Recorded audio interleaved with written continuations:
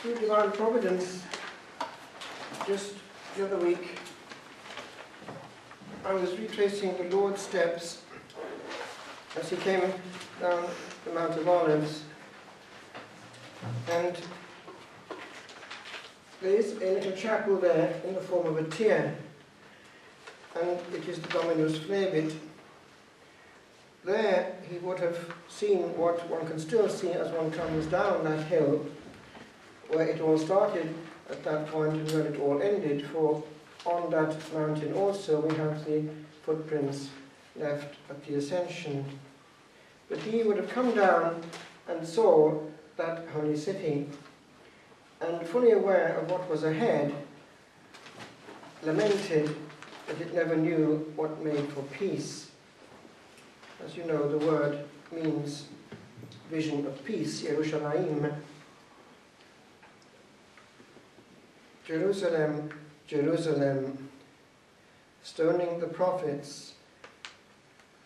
Now, the word which the Lord uses towards the end of that cri de coeur is that they did not, as we would say, cop on when it came to the hour of their visitation. In other words, the Lord was passing and they weren't there. It can be our case, actually, right now. There is, in a moment of retreat, a lot going on. The Holy Spirit is not absent. We know that each person present is there, not just by accident, but has been put there by providence, and there is a package of grace in a retreat which has to be opened up. We know also that the Holy Spirit is very active in moments of retreat, inspiring thoughts in the people and words in the one who speaks, often actually working on the two levels at the same time. For that same Holy Spirit knows the needs of each soul present, and therefore will inspire a word for each one, and be known to the one who's speaking. But listen then to what the Lord will be whispering in your heart, for there will be a word for each one here. I would like to start off with this word which the Lord gives us precisely as he is coming down that mountain, the things which pertained to your peace. Now, there is a whole minefield which we can explore. The things which pertain to our peace. Actually, as it happens, in the reading which our Holy Mother of the Church gave us this night for vigils, we have in the wider church, who might be celebrating this optional memorial of St. Columban, this reading from his instructions, but we have for Ireland, where it is an obligatory memorial, a specific reading which is in the Irish appendix to the breviary. But in the one which the wider church would have used if they were following this feast, we have precisely a meditation on those issues from this great saint of this land. Now listen, and observe also how words travelling the centuries still have their force. These were written many, many centuries ago, and this particular saint is a good example of somebody whose vocal cords were used by the Blessed Trinity. You know his power, don't you? How he started off there on the island of Iona, and in this peregrinatio, which actually is your thing as a Legion of Mary, going on pilgrimage for Christ, but there in a more radical way, it was part of the austerity of the Celtic monks that they severed anything which might keep the heart bound. And so off they went, never coming back. So they went, of course, carrying the gospel light with them. They ended up in, first of all, the north of France, and foundation after foundation, they went on, Luxeuil, Corby. Eventually the big one was Bobbio, but about at least half a dozen on the route. And the way in which this worked is something that you might take with you. It was based in peace. It was based in contemplation, and therefore it was not based on what we would have now, perfect programming, pastoral programs as though we were in control. It was just the contrary, not being in control of anything at all, but just starting off based in the Blessed Trinity, without this dichotomy between active and contemplative life. In those days, they took on everything that was to be taken on board, hence its power. As you know, the monastic church, the church in Ireland, was heavily orientated towards prayer and the cloister. The abbot was extremely important, which explains also why, when this saint went over to the continent, there was some tension, because the more Roman system there, in their system with the diocese, was dependent on the bishop, and he was the central figure, caused some, obviously, tension between those two figureheads. And on he would go, but also carrying his severe Celtic monastic regime, which was too severe, quite often, for Europe, which explains how, later on, when it came to things settling down, it was St. Benedict who superseded. It was actually at one moment in time where that really happened. It was under Charles the Great, Charlemagne. He started to reign about 800. He got an authentic codex of the rule of St. Benedict from Monte Cassino, got it copied and sent around the Holy Roman Empire, more or less saying this is the norm. So from that point onwards, the traces of the Columbanian system disappeared from Europe. However, I would like to stay with this meditation which he gives us. He is starting off, as these monks would, in the Blessed Trinity. We are to reproduce the image of the Blessed Trinity which has been imprinted on our soul at the moment of our making. Notice the high tone always of these monks. Let us not, he says, be the painters of another's image, for he is the painter of a despot's image, who is fierce, wrathful, proud. Now, if we go around and observe how people behave, the person's contact, the person's orientation, the person's natural ambit is seen in the person's comportment, the way he actually expresses himself and treats others, even the way actually that you can see the expression on his face of either peace or the absence thereof. People who are not in a state of peace are their own worst enemy.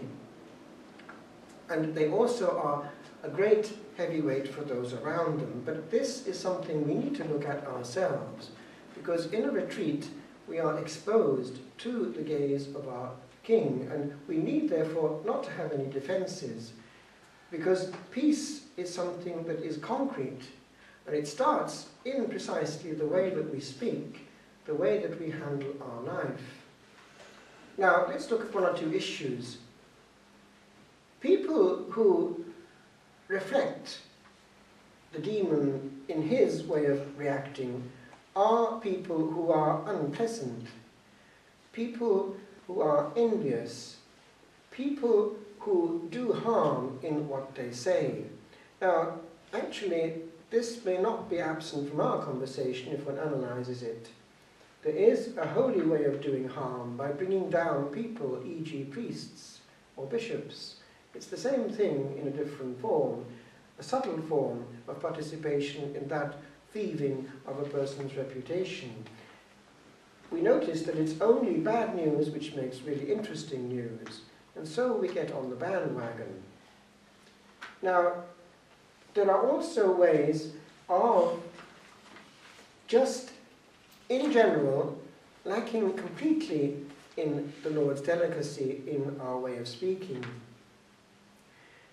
If one, for instance, in a conversation is in control of that conversation, already it is not a conversation, and it is a lack of Christian charity on the level of respect. Now, this fault is far more courant than we think, and there are subtle forms in which it comes through, often very difficult to bear for other people. And actually, I'm quite surprised the number of pious people who are actually in this illness of not really realizing how painful and heavy they are. There are quite a few really pious souls out there who, for instance, when it comes to a conversation, if you look carefully what's going on, they will not let you actually talk. There is not one pause in their conversation. It will go from beginning to end without a single slot in which you can get your word in, which indicates already that they don't really want a word from you. They are actually using you to offload themselves. They don't realize how heavy they are, but it's a very, very common fault, even amongst the pious. And there is not much point, actually, in talking to a person like that, because they won't listen. They're still, even if you do come into that conversation, still thinking about the next thing to say. And they will not answer directly what you say. Actually, you wouldn't believe it, but it's something which comes out quite often even in the ministry of reconciliation. One is talking to souls, and one has this pattern quite often which emerges. One listens carefully, and they make a long accusation, often not really a conversation to do with their sins, but all the details of their life coming into it. And then, because it is not courteous to in any way interrupt, one, when we think that they've got to the end of their thing, comes in with a carefully thought word to address what seems to be the problem. And then, one is still speaking when they come in again, and not taking any notice of what one has said, they go on again. Now, do you see that kind of dysfunctional conversation? There is no exchange. And it's happening in confession when there's a sin going on before you. That sin of lack of delicacy is happening right in the box, or wherever it may be. And also, one sees it in collective conversations where people are together handling an issue. The classic situation is this. Somebody says something, and then a person observes a point which was not picked up and tries to add something to it. What happens then?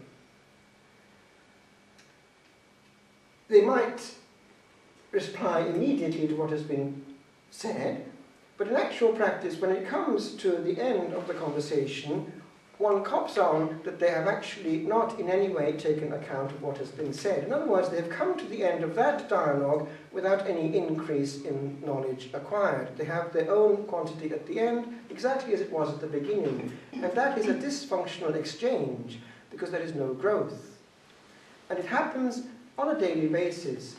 If one comes into a conversation with that fullness of being so sure that we know something on every issue and must express it, we are blocking ourselves to absence of growth. On a daily basis, one can come into life without growth. Now compare that to a person who is coming into an encounter on the human level, without talking about the divine, because that also comes into it, but coming into a conversation and is coming with the spirit of a beggar, a spirit of complete emptiness, wanting to know the mystery that is before one, and asking questions rather than coming in with a comment. It is a different way of going through life. Why do we always have to express ourselves?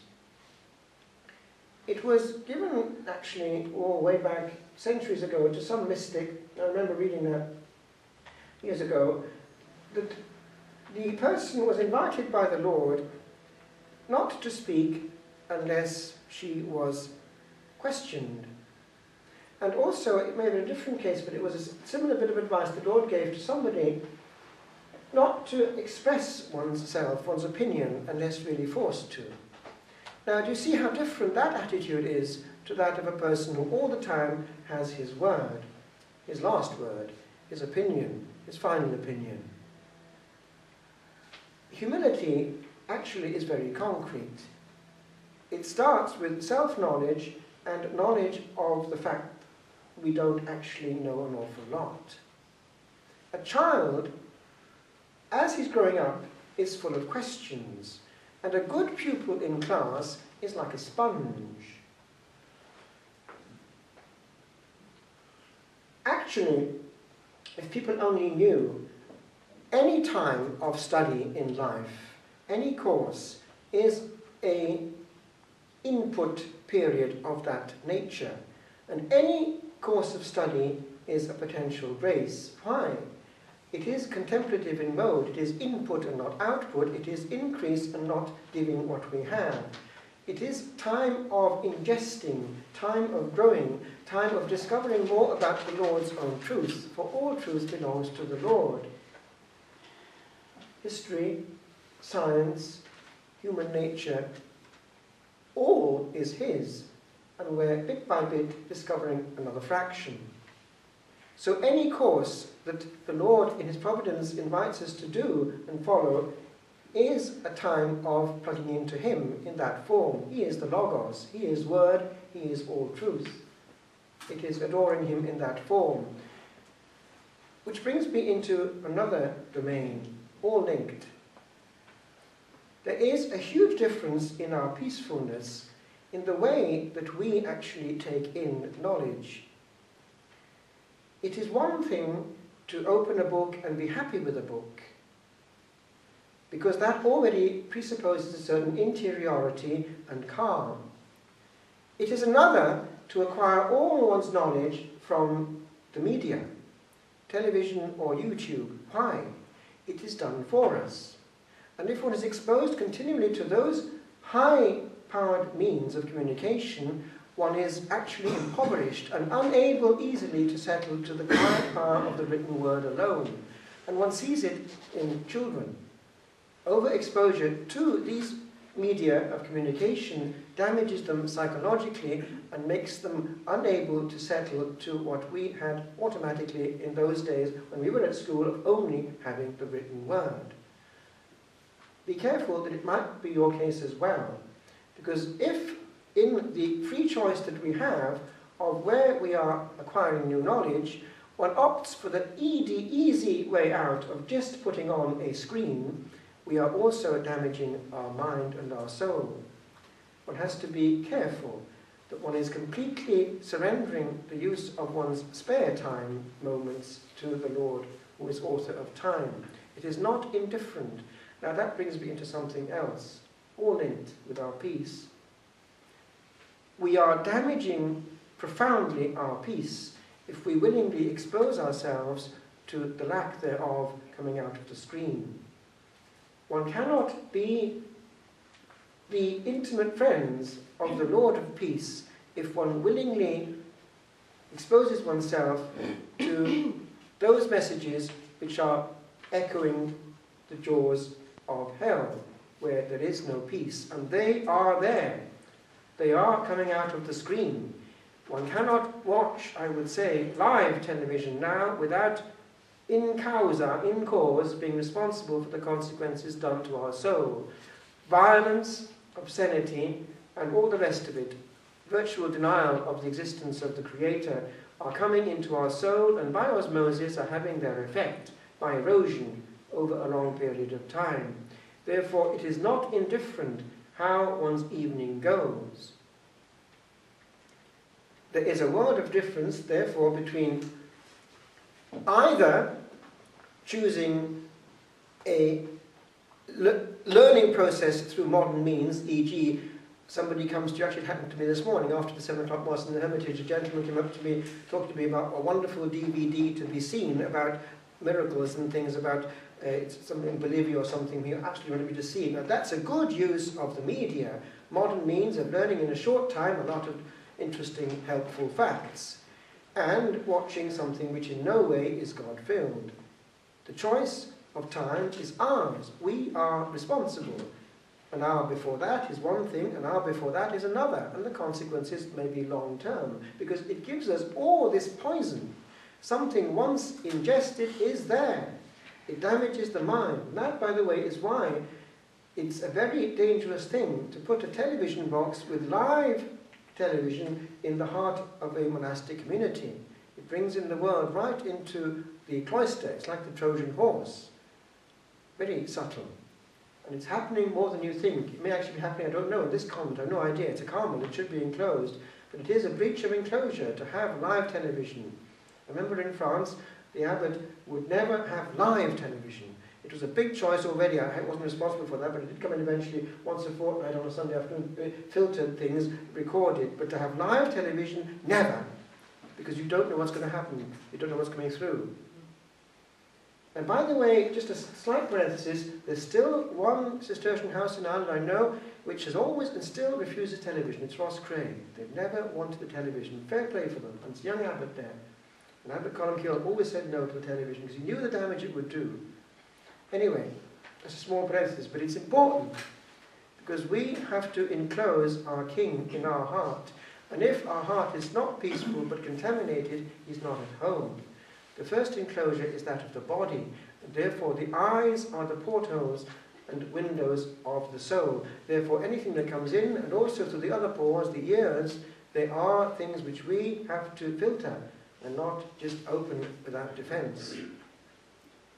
So anyway, this great saint goes on. Then, lest perhaps we should import into ourselves despotic images, lest Christ paint his image in us, as he does by saying, "My peace I give you, my peace I leave to you." But what advantage is it for us to know that peace is good if it is not well preserved? Now this question of preserving precisely the peace is what I am talking about. We need to be very careful that we don't let much effort escape through leakage. Now that brings me back to what I started with, leakage. If we are always giving off words, we are leaking. The great Bishop of Milan, St. Charles Borromeo, has in one passage something about this losing of devotion through leakage. If the mouth is always open, it is like a vessel which we are trying to keep hot on the stove, always letting off its steam. Now, it's something of that nature. If we're talking, steam is coming out of us. We're using all our energy to communicate, and we're losing the intensity of our interior life. Therefore, a constant, going back again to these Celtic monks, is an ambience of silence. And a fervent community is, by nature, a quiet, peaceful community. And I mean physically. If one is talking a lot, then one is not there what one should be in a monastery. But it also applies to the Christian soul. If the Christian soul is noisy, it is not favouring its intimacy. And St. Faustina has this word in her diary from the Lord. He cannot tolerate the company of a noisy soul. He invites her to cultivate recollection and invites her also to dodge noisy souls because they damage and contaminate her peace. It can be our case as well. We don't always have to engage with a noisy soul. There's a good expression actually in English, it's geezer. You know what a geezer is? It's always giving off.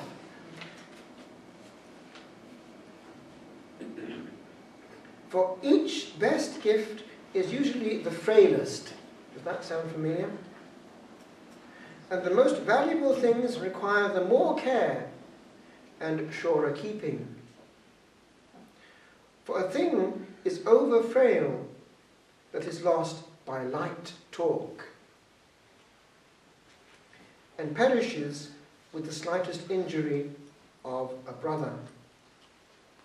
Now that brings us to another one. We show our intimacy with the Lord, or lack thereof, by the way we treat our brother. If we permit ourselves hurtful words, we are not at that point aware that we are actually putting a dagger in the Sacred Heart, because the Lord identifies himself with that brother. Now, that can be happening either in a monastic community or in a home, because we get used to people, do we not? We treat them as bits of furniture. Careful.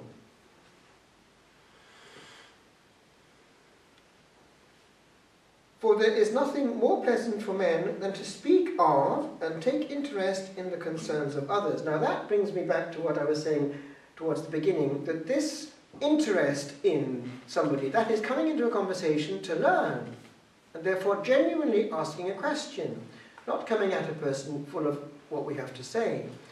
That is actually the first delicacy in a conversation.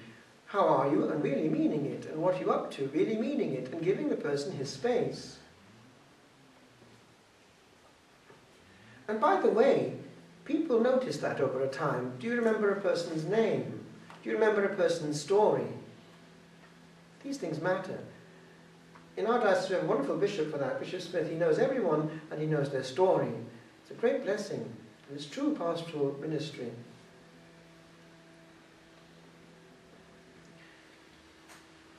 For there is nothing more pleasant for men than to speak of and take interest in the concerns of others, and utter idle words everywhere, and to criticize the absent. Now wait, now, he's going into the other side of things here. Idle words. Do you know that in Matthew chapter 12, I think it's verse 39 or 36, it talks about that we will be judged by, on every, we have to reply for every idle word. That's a powerful expression in the old Greek. Idle word, every idle word. Now think of all the words in the day that are idle.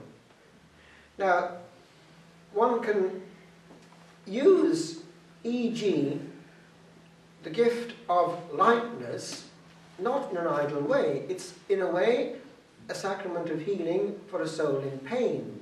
It is a great use of the gift of joy. The Irish sense of humour is a blessing for the Irish people because it keeps them going in difficult times and brings things down a bit. It's something which you have, which we have, which we can use. But then to bring it to the level of, remaining on the level of pure banter is another one. It's not quite the same.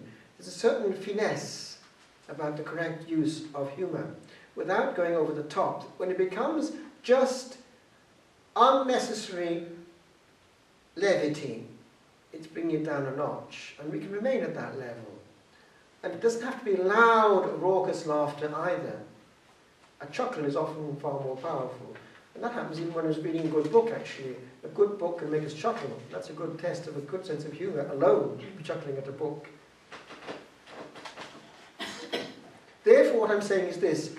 The reflection of the Blessed Trinity enters also into the human, because God is a dignified God, and therefore the good use of what we have from him on the level of humour is something to be also used in that correct mode, in order, not out of order.